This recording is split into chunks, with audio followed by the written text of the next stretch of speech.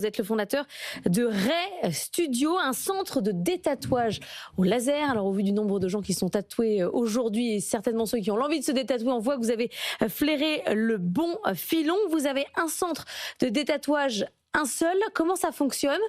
Quand on dit au laser, c'est une technologie, j'imagine, assez complexe. Comment ça marche? Alors, tout d'abord, oui, on n'a pas un seul centre de détatouage, c'est un réseau de centres de détatouage. On en a 20 actuellement à travers l'Europe. On en avait un effectivement en 2022 quand on a démarré, et maintenant, 4 ans plus tard, on en a 20, et donc France, Espagne, Belgique. Ça ressemble à des cliniques ou c'est ça, on appelle ça des studios, mais effectivement, il y a des salles de traitement, donc il y en a 2 par centre, et ce sont des médecins en fait qui pratiquent. En France, la réglementation fait que de toute façon, seuls les médecins peuvent pratiquer cet acte, l'acte de détatouage au laser.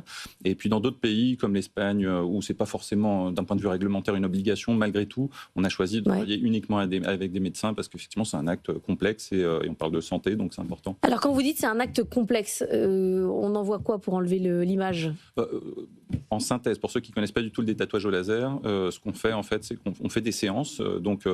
Tout d'abord, on fait une visite médicale et donc on a une consultation pour s'assurer qu'il n'y a pas de contre-indication, etc. Et ensuite, lorsqu'on décide de démarrer le traitement, en fait, c'est des séances de laser. Donc le laser, c'est une technologie chez nous en tout cas qui s'appelle picoseconde et qui est une technologie assez récente qui a vraiment amélioré les résultats qu'on peut obtenir, qui aujourd'hui sont vraiment excellents. Et donc le médecin va faire une séance de laser et donc il va fragmenter les particules d'encre dans le corps, en fait, en particules plus fines, qui ensuite vont être éliminées par le système lymphatique. Et donc, ça nécessite de revenir tous les 2 mois environ, pour faire en moyenne, on va dire, 8-9 séances. Mais bon, ça fluctue beaucoup d'un patient à l'autre. Et donc, ça veut dire que c'est un processus qui dure au total autour de 2 ans en moyenne. Alors, j'imagine que vous avez une population grandissante de gens qui veulent enlever les tatouages dont ils ne veulent plus. C'est quoi votre clientèle en termes d'âge, en termes de catégorie socio-professionnelle?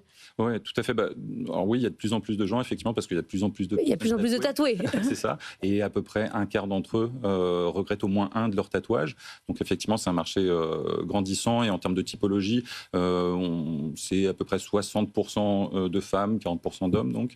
Et en termes de tranche d'âge, l'âge moyen, c'est 32 ans.